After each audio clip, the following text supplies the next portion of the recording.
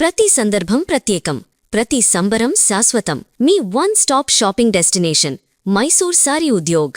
భార్య అక్రమ సంబంధాలు ఓ మనిషి ప్రాణాలు తీసినటువంటి పరిస్థితి. సీతారామరెడ్డి అనే ఓ సాఫ్ట్వేర్ ఇంజనీర్, బాచుపల్లికి సంబంధించినటువంటి వ్యక్తి, భార్య వివాహేతర సంబంధాల గురించి తెలిసి సూసైడ్ నోట్ రాసి ట్యాంకు బండ్లో దూకి చనిపోయాడు. కొద్ది రోజుల ముందే ఘటన జరిగినప్పటికీ ఇప్పుడు అది ఆలస్యంగా వెలుగులోకి వచ్చినటువంటి సిచ్యుయేషన్. వాళ్ళ ఫాదర్ వెంకటేశ్వర రెడ్డి గారు మనతో పాటు ఉన్నారు. ఒక్కసారి ఆయనతో మాట్లాడదాం. అసలు ఏం జరిగింది, ఎందుకు అతను ఇంత చిన్న వయసులోనే ఇంత కఠిన నిర్ణయం తీసుకుని తల్లిదండ్రులకు గర్భశోకాన్ని మిగిల్చాడు, ఆయన మాటలను విందాం.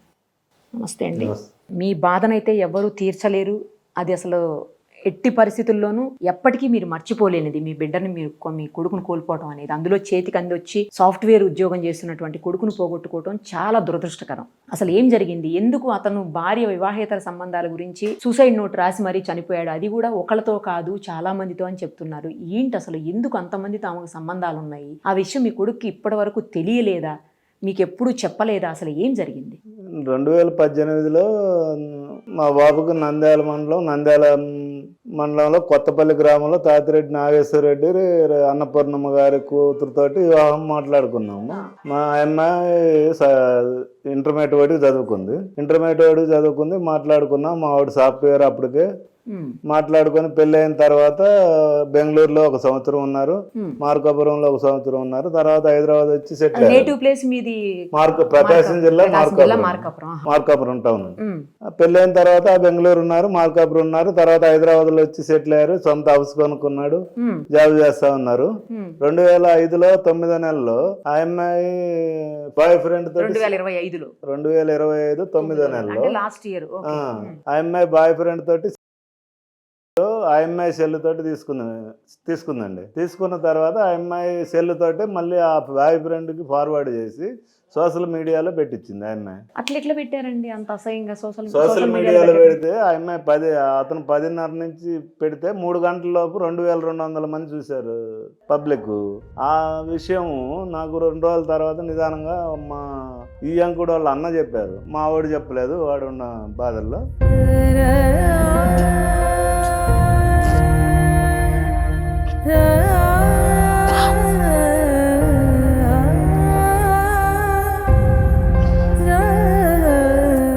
మిమ్మల్ని బాధ పెట్టాలన్నది ఉద్దేశం కాదు మాకు. కాకపోతే ఏంటంటే ఏం జరిగిందని తెలిస్తే కనీసం అబ్బాయికి చనిపోయినటువంటి ఆత్మకి శాంతి జరగాలి అంటే శిక్ష పడాలి, కఠినమైన శిక్ష. ఎవరైతే నేరం చేశారో వాళ్ళకు పడాలి. ఆ ఉద్దేశంతో మిమ్మల్ని ఇచ్చేయటమే తప్పించి మిమ్మల్ని బాధ పెట్టాలని మీడియా వాళ్ళకి ఎప్పుడు కూడా ఉండదు. దయచేసి క్షమించండి. ఆ అమ్మాయిని వాళ్ళ నాన్న వాళ్ళు తీసుకెళ్లారమ్మా. మా అబ్బాయి మా కాడికి వచ్చాడు మార్కాపురం. 1 నెల తర్వాత వాళ్ళు మాట్లాడుకుందామని ఫోన్ చేస్తే సరే రమ్మా. ఫస్ట్ టైం ఇలా అయినప్పుడు మీ అబ్బాయి మీ దగ్గరికి వచ్చేసాడు. 1 నెల ఉన్న తర్వాత వాళ్ళ అమ్మాయి వాళ్ళ నాన్న వాళ్ళ పెద నాన్న వచ్చేసి మాట్లాడుకుందాం అంటే రమ్మన్నాను. కనీసం అప్పుడన్నా వదిలేసి ఉండేదండి. మార్కాపురం రమ్మంటే మార్కాపురం వచ్చారమ్మా. వచ్చినాక వాళ్ళు మా అమ్మాయి తప్పు చేసింది, అవతల వాళ్ళని వచ్చేసి మేము ఏదో ఒకటి చేస్తాము, చంపేస్తాం, వాళ్ళని వదిలిపెట్టము. చంపేస్తామంటే ఎవరిని? ఆ అమ్మాయి ఎవరితో తిరిగిందో వాళ్ళని మొత్తాన్ని చంపేస్తా ఉన్నారు. అట్లా నువ్వు ఏది చంపినా ఏదైనా వీళ్ళు కాదు ఇంకొకళ్ళతోటి పోతుంది. ఆ అమ్మాయికి ఉన్న అలవాటు మానుకోదు. ఆ అమ్మాయి అయితే మాకొద్దు, విడాకులు ఇవ్వాల్సిందని చెప్పినాము. నేను చెప్పిన తర్వాత లేదు ఇంకా పొరపాటు జరగదు, మొత్తం మేము చూసుకుంటాం, మా అమ్మాయి సెల్లు కూడా వద్దు, ఒక మూలన బడి ఉంటుంది, మేము చూసుకుంటాం. అట్లయితే ఏం కుదరదు, ఏదన్నా ఉంటే ఆ బాయ్ ఫ్రెండ్స్ తోటి పంపించండి, మాకైతే వద్దని చెప్పినాము. తర్వాత 1 నెల దాటినాక మా బాబు 70 రోజులు మార్కాపురంలోనే ఉన్నాడు మీతో పాటు. 1 నెల తర్వాత పోయినాక మా అమ్మాయితోటి మాట్లాడినాం. మేము మళ్ళీ వస్తాం మాట్లాడతాం అన్నారు. మాట్లాడతామంటే నేను బాబుని అడిగా ఏంది పరిస్థితి అంటే, సరే ఈ లోపు వాళ్ళతోటి ఏం మాట్లాడుకుంటా నాకు తెలియదు, అమ్మాయితోటి భార్యతోటి మాట్లాడకుండా పిల్లలతోటి మాట్లాడుకునేది నాకు తెలియదు. ఎంతమంది పిల్లలండి? బాబుకి వచ్చేసి 1 అమ్మాయి 1 అబ్బాయి. ఏం చదువుతున్నారు? అమ్మాయి 4వ సంవత్సరం, బాబు వచ్చేసి 26 నెలలు. అప్పటికి 6 నెలలు కూడా కాదు, 22 నెలలు అప్పటికి. తర్వాత వచ్చేసి మాట్లాడుతుంటే బాబు ఉండి నేను మళ్ళీ మాట్లాడతాలే వాళ్ళతోటి, మళ్ళీ పిల్లలు ఉండారు కదా, నేనేదో సర్దుకుపోతాలే అని అన్నాడమ్మా. సరే నువ్వు ఏదన్నా, నాకైతే 100% ఇష్టం లేదు, ఆ అమ్మాయి దాంతోపాటు నేను చంపేస్తారు వాళ్ళు ఏదో రంగాన్ని కూడా చెప్పిన బాబుకి. చెప్తే లేదులే నా కర్మ ఎట్టుంటే ఎట్ట జరుగుద్దులే అని వెళ్ళిపోయాడు. వెళ్ళిపోయినాక ఈడు హైదరాబాద్ వచ్చిండు, వాళ్ళు వచ్చేసి నంద్యాల నుంచి వాళ్ళు వచ్చేసి బాగానే ఉన్నారు. ఉన్న తర్వాత నేను సంక్రాంతికి మార్కాపురం రమ్మన్నాను. మార్కాపురం రమ్మంటే లేదు, వాళ్ళు ఏదో ప్లాన్ చేశారు అవతల వాళ్ళని చంపేయడానికి, నన్ను బయటికి వెళ్ళమన్నారు, గోవాటు టూర్ వెళ్ళమన్నారు. ఆ, టూర్ వెళ్ళమంటే నేను అటు వెళ్తున్నాను, నేను రాను ఉమ్, అని అన్నాను. సరేనని చెప్పేసి అట్లా అది అయ్యే కాదు, ఏం కాదు, నువ్వు రారంటే లేదులే నేను పిల్లల్ని అందరిని తిప్పుకొని వస్తాను, నాకు బాగలేదు ఉమ్, అని అంటే సరేలే అన్న. ఉమ్, హైదరాబాద్ గోవా పోయి తిరిగి వచ్చారు. తర్వాత కరెక్ట్గా వారం కూడా టైం లేదన్న.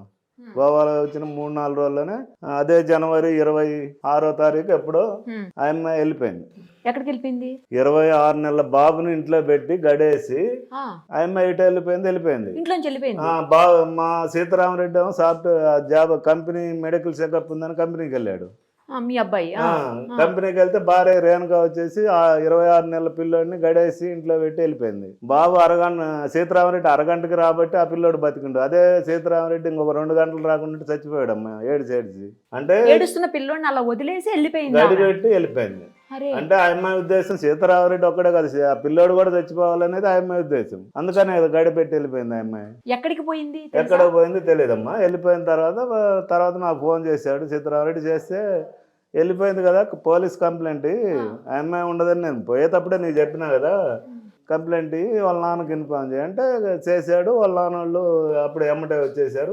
అప్పటి నుంచి 10-12 రోజులు వాళ్ళ నాన్న, వాళ్ళ అమ్మాయి వాళ్ళ నాన్న, అమ్మ, వాళ్ళ కొడుకు అంటే సీతారామరెడ్డి వాళ్ళ అత్త, మామ, బాగుంది 10-12 రోజులు అక్కడే ఉన్నారమ్మా, చనిపోయే రోజు దాకా సీతారామరెడ్డి ఇంట్లోనే. ఓకే. ఉన్న తర్వాత ఫిబ్రవరి 28వ తారీఖు సోషల్ మీడియాలో, ఇన్స్టాగ్రామ్లో, ఫేస్బుక్లో అన్నిట్లో పెట్టి నా సావుకు కారణం 8 మంది, నేను తట్టుకోలేకపోతున్నాను. 8 మంది అని ఎందుకు పెట్టారండి ఆయన? అంటే ఆ సెల్లులో వచ్చేసి 2 నెలల డేటా ఓపెన్ అవుతుందమ్మా. ఆ 2 నెలల డేటాలోనే 8 మంది ప్రూఫ్లు ఉన్నాయమ్మా. అంటే ఏంటి ప్రూఫ్లు ఉన్నాయి 8 మందివి? 8 మంది బాయ్ ఫ్రెండ్స్ అని ఏది వీడియోలు కానీ అవన్నీ పెన్ డ్రైవ్లో ఉండి నాకు పంపించాడు. పెన్ డ్రైవ్ 8 మంది పెన్ డ్రైవ్ ఇప్పుడు దాకా 8 మందితోట? 6 మందితో. 6 మందితో వీటన్నిటికీ ఇది ప్రోత్సహించిన వాళ్ళు 2 అని పెట్టాడమ్మా. 8 మంది. దాంతోపాటు ఆ అమ్మాయి సెల్ చేస్తే 60 మంది బాయ్ ఫ్రెండ్స్ ఉంటారనేది వాడి అనుమానం అమ్మ. ఎందుకంటే 2 నెలల డేటాలోనే 6 మంది బాయ్ ఫ్రెండ్స్ ఉంటే 12-13 సంవత్సరాలు డేటాలో ఇంకెంతమంది బాయ్ ఫ్రెండ్స్ ఉంటారని వాడు ఒక బాధతోటి, అసలు దేవుడు అన్నాళ్ళు బతికియటమే చాలా కష్టం అమ్మా. తెలిసిన తర్వాత 5 నెలలు బతికిండంటే ఒక భార్య వీడియో చూసి అది మల్టిపుల్ చూసి బతికిండంటే అతను ఇంకా ఎంత ధైర్యం అవుతుందో చూడమ్మా. లేకపోతే ఇంకొకళ్ళు అయితే ఒక గంట కూడా బతకరు. తప్పు చేసింది అతను కాదు కదండి, కాకపోయినా ఎవరు అంటే ఇప్పుడు అతను ఒక్కడే చనిపోలేదమ్మా, బతికి మేము చచ్చినాం.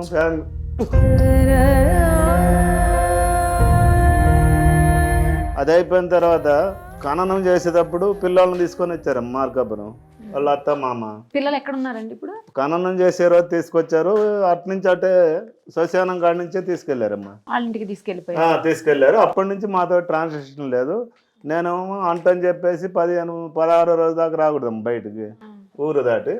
16 రోజుల తర్వాత నేను హైదరాబాద్ వస్తే ఇంట్లో ఎవిడెన్స్ ఉన్నాయని రాశాడమ్మ. దీంట్లో ఇంట్లో ఎవిడెన్స్ ఉన్నాయి, ల్యాప్టాప్ ఉంది, ఇంటి పొలం డాక్యుమెంట్లు, ఇల్లు డాక్యుమెంట్లు, గోల్డ్, క్రెడిట్ కార్డులు, ఏటీఎం కార్డులు, టోటల్ అన్నీ ఉండేని ఈ పెన్ డ్రైవ్లో పెట్టాడు. సూసైడ్ నోట్లో రాశారమ్మా. నేను 16 రోజుల తర్వాత పోయినాక నేను ఇంటికి పోకుండా ఎంక్వైరీ చేస్తే సీతారామరెడ్డి వాళ్ళ అత్త, మా అమ్మ, బావమరిది ప్లస్ సీతారామరెడ్డి కంపెనీలో చేసే రమేష్ అని వాళ్ళ టీమ్ లీడర్ ఉండమ్మా. ఈ 4 ఎవిడెన్స్ మాయం చేశారనేది నాకు తెలిసిన విషయం. వాళ్ళకేం సంబంధం ఆఫీసులో? ఆఫీసులో ఉన్న అతను రమేష్ అనే ఒక అతను, ఈ సీతారామరెడ్డి అత్త, మామ, బావమరిది, ఈ 4 కలిసి ఎవిడెన్స్ మాయం చేశారనేది నాకు తెలిసిన విషయం అమ్మా. అందుకని నేను అప్పటి నుంచి ఇప్పుడు దాకా నేను ఆ ఇంటికాడికి వెళ్ళలేకపోయినాను. నేను వెళ్తే నేను మాయ చేశారని వాళ్ళు అంటారని ఇప్పుడు దాకా వెళ్ళలేదమ్మా. దాంతోపాటు ఈ విషయం ఎస్ఐ గారికి, సిఐ గారికి చెప్పానమ్మా. రాసిచ్చాను. రాసిస్తే వాళ్ళు కంప్లైంట్ తీసుకోలేదు.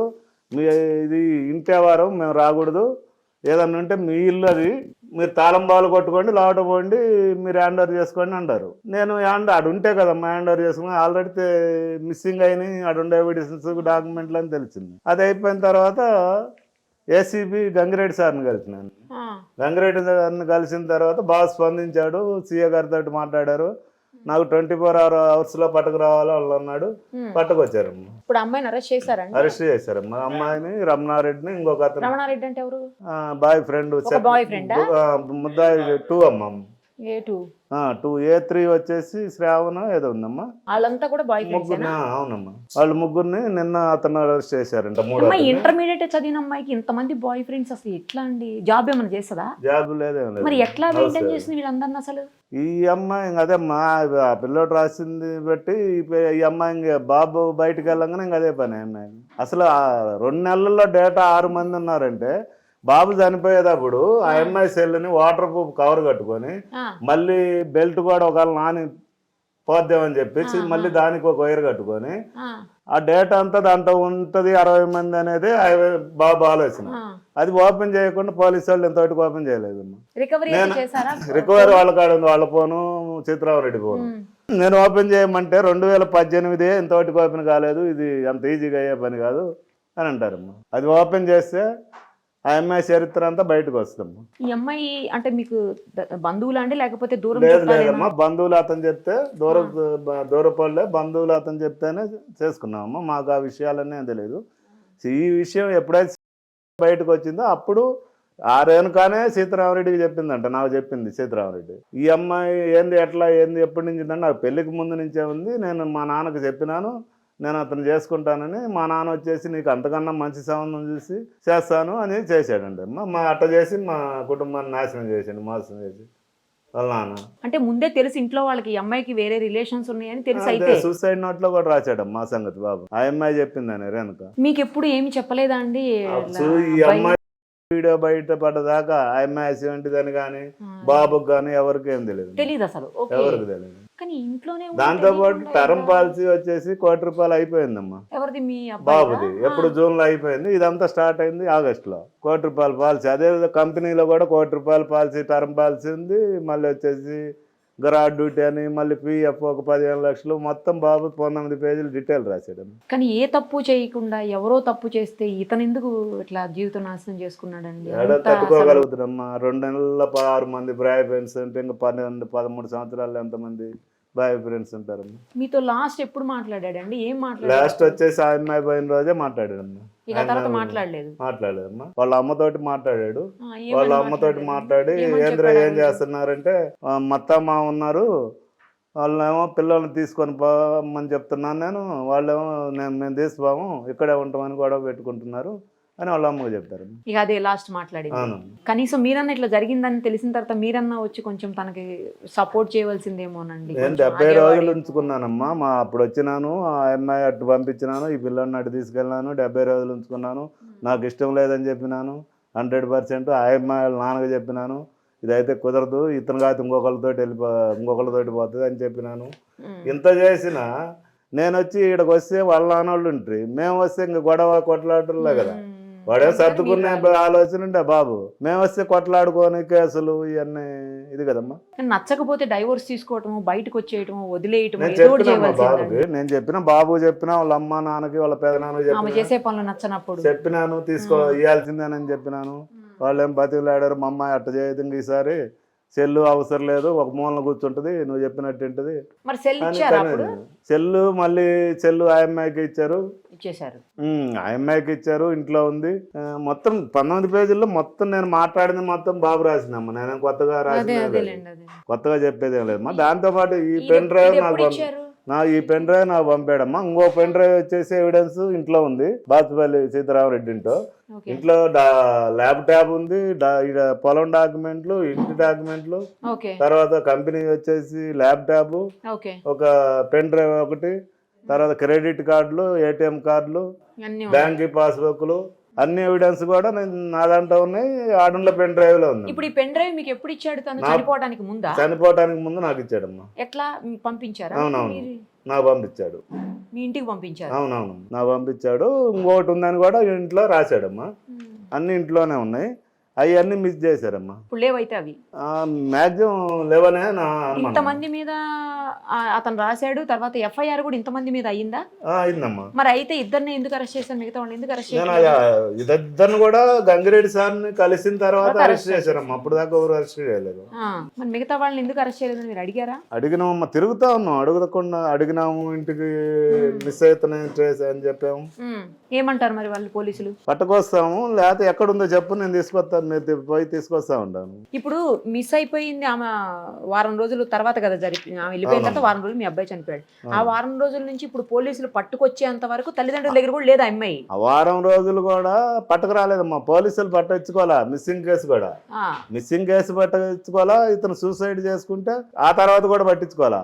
నేను ఎప్పుడైతే 2 నెలలు తిరిగి పై ఆఫీసరు ఏసీబీ గంగిరెడ్డి సార్ని కలిసిన తర్వాతనే ఈ కేసు కదులుతుందమ్మా. ఓన్లేండి ఆయన స్పందించారు గంగిరెడ్డి. అప్పుడు దాకా ఈ కేసు కనీసం ఇంచు కూడా కదలే మాట ఇటు. మరి ఇప్పుడు ఈ కంప్లీట్ గా అంటే ఈ వారం రోజులు లేకపోతే ఇదంతా అసలు ఈ అమ్మాయి ఎక్కడున్నట్టు ఇన్ని రోజులు? ఇప్పుడు అరెస్ట్ అయ్యేంత వరకు తల్లిదండ్రులతో లేదు కదా? అవునమ్మా. ఎక్కడుంది మరి? ఎక్కడి నుంచి పట్టుకొచ్చారు ఇప్పుడు పోలీసులు అసలు ఆమెని? తెలియదమ్మా ఎక్కడి నుంచి. ఏసీబీ సారు గంగిరెడ్డి సారు ఎప్పుడైతే కలిసినామో అప్పుడే సీఏ గారి తోటి నా ఎదురుగానే మాట్లాడారు. నాకు 24 hours లో వాళ్ళని పట్టుకు రావాలన్నారు. 24 hours లో తీసుకొచ్చి అరెస్ట్ చూపించారమ్మా. వాళ్ళని కంది సబ్ జైల్లో ఉంచారు. మళ్ళీ కలిసినాను ఏసీబీ సార్ని. ఎవిడెన్స్లు ఇవన్నీ ఆ అమ్మాయి ఉంటేనే కదా ఎట్లా సార్ అది ఇది అంటే మళ్ళీ సీఏ గారితో మాట్లాడారు. ఆ అమ్మాయిని కస్టడీకి తీసుకోండి, ఎవిడెన్స్లు అన్నీ మళ్ళీ కలెక్ట్ చేయండి అని చెప్పారమ్మా. ఇంకా కస్టడీలకి ఈ రోజు అయితే తీసుకోలేదు. అసలు అమ్మాయి ఎక్కడ ఉందో కూడా తెలియదు అయితే ఇన్ని రోజులు. ఏమైపోయిందో, ఎక్కడికి పోయిందో మరి అసలు ఎస్ఐ గారు కానీ సీఏ గారు కానీ పట్టించుకుంటే కదమ్మా తెలిసేది. ఇవన్నీ మనం ఎక్కడుందని మనం అసలు మన పిల్లోడిపై మన బాధలు మన కథలు అంటే ఇవన్నీ వదిలిపెట్టేసి ఈ మధ్య కాలంలో మార్కాపురంలో ఉన్న ఆస్తులు బాబుకి ఉన్న జాయింట్ ప్రాపర్టీ వాళ్ళు అదే సీతారామరెడ్డి మామూలు అవతల వాళ్ళని బెదిరిస్తున్నారంటమ్మా. ఆస్తులు మాకు రావాలా. అవునమ్మా, ఆస్తులు మాకు రావాలా. మీకు ఒక్కడే కొడుకు అండి? ఇద్దరమ్మా. ఇద్దరు కొడుకులు? అవును, ఆడపిల్లలు కూడా ఇద్దరమ్మా. ఇద్దరు ఆడపిల్లలు, ఇద్దరు మగపిల్లలు. ఇతను ఫస్ట్ మా నాన్నని ఈడు పుట్టక ముందే చనిపోయాడమ్మా. మా నాన్న పేరే పెట్టుకున్నాను సీతారామరెడ్డి. అవును. దాంతో పాటు మా అన్నకు కూడా మగపిల్లలు లేరమ్మా. మా అన్నకు కూడా కర్మ చేయాల్సింది ఈడే. సీతారామరెడ్డి కర్మ చేయాల్సింది ఈడి పాడే మన్న చేయాల్సింది. నాకు చేయాల్సింది నేను వాడికి కర్మ చేసింది. పిల్లలు అయితే వాళ్ళ దగ్గర ఏమన్నారండి? పిల్లలు ఆ రోజు నుంచి తీసుకురాలేదమ్మా, దినానికి కూడా తీసుకురాలేదమ్మా, వాళ్ళ దగ్గర పెట్టుకున్నారు. అవునమ్మా. ఇంత జరుగుతున్నా కూడా పోలీసులు నిమ్మకు నీరెత్తినట్టు ఎందుకు కూర్చొని నాకు అర్థం కావట్లేదు. ఆ ఇద్దరు ముగ్గురిని కూడా ఇప్పుడు ఏసీబీ సార్ని కలిసినాకనే జరిగింది.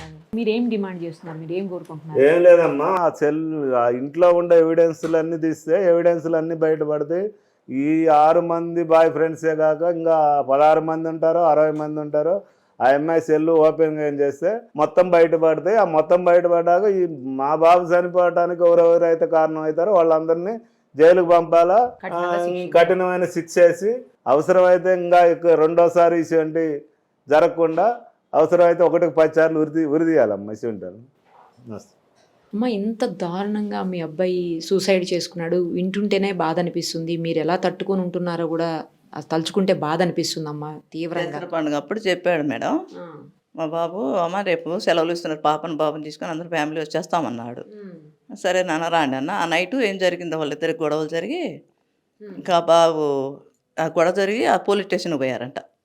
ఆ పాప ఈ పిల్లలు తీసుకొని అతను ఇంటికి వెళ్ళి అతను అడిగిపోతే ఈ అమ్మాయి ఆ బాబు మందు తాగారంట. మందు తాగితే హాస్పిటల్లో వాళ్ళ బామ్మది ఇక్కడే ఉంటాడు. వాళ్ళ బామ్మ ఆ బాబు ఈ పాప తాగిందంట. మా అబ్బాయి కాదు, అదే బాయ్ ఫ్రెండ్స్ తాగి దసరా పండుగ అప్పుడు రేపు వస్తున్నామని చెప్పి ఆ నైట్ అన్నీ జరిగాయంట.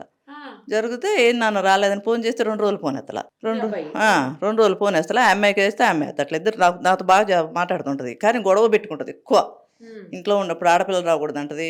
అసలు మామ బూతులు తిడుతుంది మమ్మల్ని ఇంటి దగ్గర ఉన్నప్పుడు. అట్లా వద్దులే నాన్న అని చెప్పి పైన అక్కడ కూడా మాకు పైన ఇల్లు ఇచ్చాము, అన్ని ఇచ్చాము. తర్వాత ఇక్కడికి వచ్చేసి సెటిల్ అయ్యారు. ఎప్పుడన్నా నేను వస్తాను, నేను కూడా ఎక్కువ రాడు, ఎందుకంటే నేను ఆడమనిషిని కదా, కొడుకుని చూసుకోవాలా పిల్లలు చూసుకోవాలని చెప్పి వస్తుంటాను. వస్తే ఇంకా అప్పుడప్పుడు వచ్చిపోతుంటా. ఇంకా ఆ తర్వాత ఇది జరిగిన తర్వాత హాస్పిటల్ చేర్చారంటే వాళ్ళ అమ్మ నాన్న మాకు చెప్పలా. వేరే వాళ్ళు చెప్తే మేమిద్దరం వచ్చి హాస్పిటల్ చూసి వెళ్ళిపోయాము. మళ్ళీ మా అబ్బాయి మమ్మల్ని బస్సు ఎక్కించి ఇంటికి పంపించాడు. ఇంకా ఆ రోజు నైట్కి మా అబ్బాయి కూడా మా కాడికి వచ్చాడు మార్కాపురం.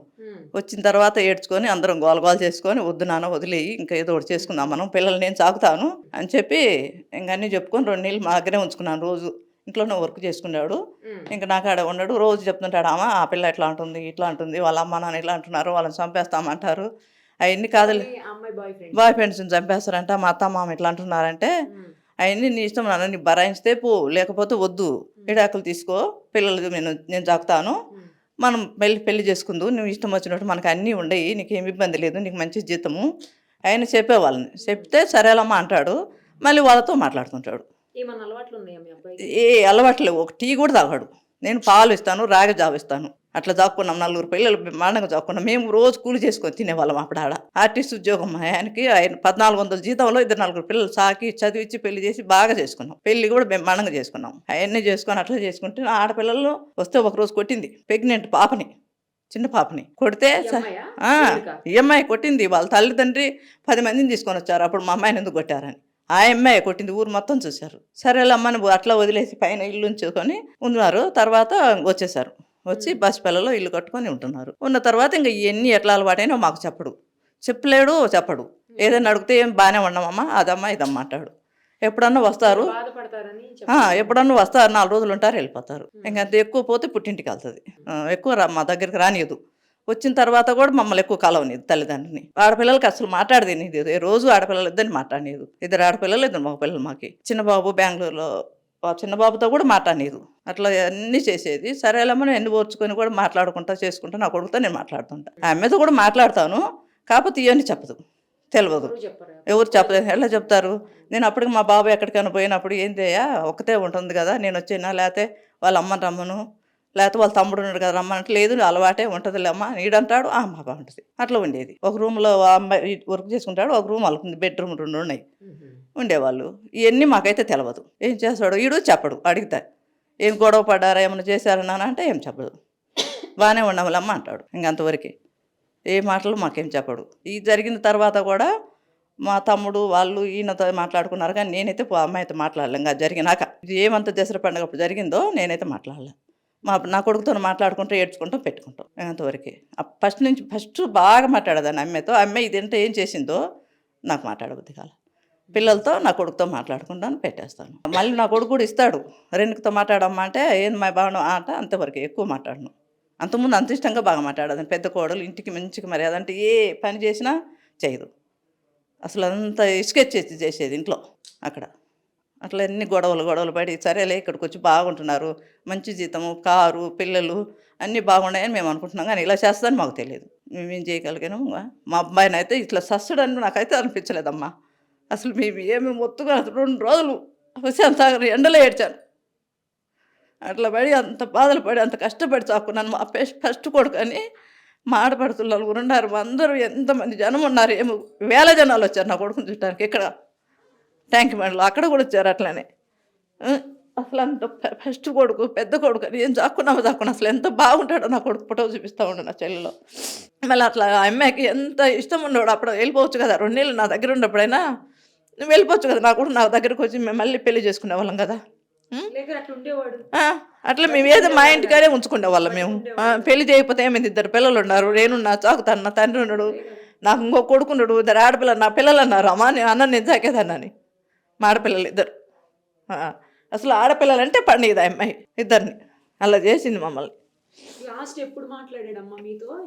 సూసైడ్ చేసుకోవడానికి ముందు ఎప్పుడు మాట్లాడాడు? సూసైడ్ చేసే 4 రోజుల ముందు మాట్లాడాడు. ఏమన్నాడు? ఏం నాన్న పిల్లలు తీసుకొని రా, మీ అత్త మామ ఉంటే ఉన్నారంటే, లేదమ్మా వాళ్ళని మాత్రం వాళ్ళకి అప్పు చెప్పి వస్తానంటే, వద్దులేనన్నా వాళ్ళు సాకరు, ఆ అమ్మాయి ఎంత చేసింది అట్లా చేస్తారు వాళ్ళు, వద్దు పిల్లలు తీసుకొని వచ్చేసి కారు తీసుకొని పిల్లలు తీసుకొని నేను జాకుదాము, మనం జాక్కుందాము, తర్వాత చూసుకుందాము అంటే, లేదమ్మా వాళ్ళు తీసకపోతే నేను వస్తానని రా. అప్పటికి మా తమ్ముడు కూడా ఒక అబ్బాయిని పంపించా, పోయి తీసుకొని రాపు నాన్న, మనం వస్తే వాళ్ళు మనం గొడవ పడితే ఇటుకి ఇబ్బంది అవుతుంది, వద్దు.